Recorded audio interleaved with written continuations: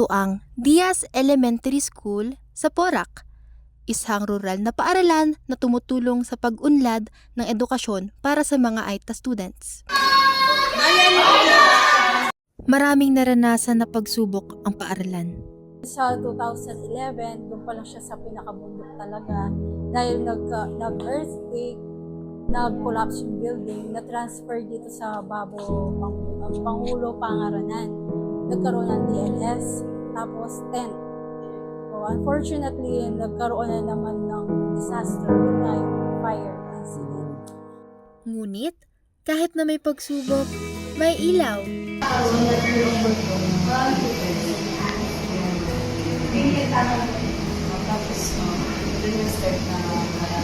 So, I guess I can ask you a question. What do you think is Masasabi nating nagsisimula ng maging stabilize ang paaralan. Ngunit, may mga bagay pa rin na kailangan ng paaralan.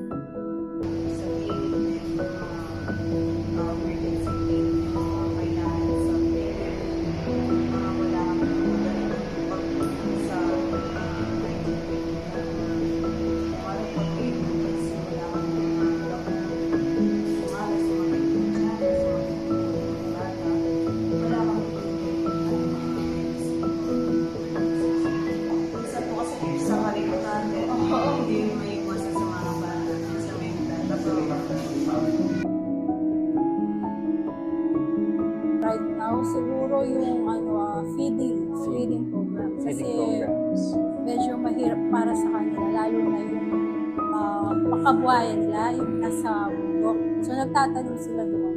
Kapag available sila or weekends, aakit sila para magbenta ng mga tatanim nila.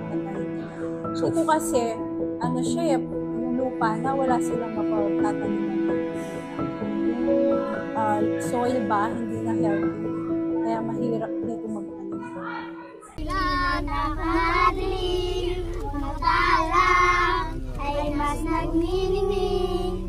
Ganuman, nakapala ng ulap, sa likod nito ay may liwanag. Ang liwanag na ito ay mula sa ating lahat.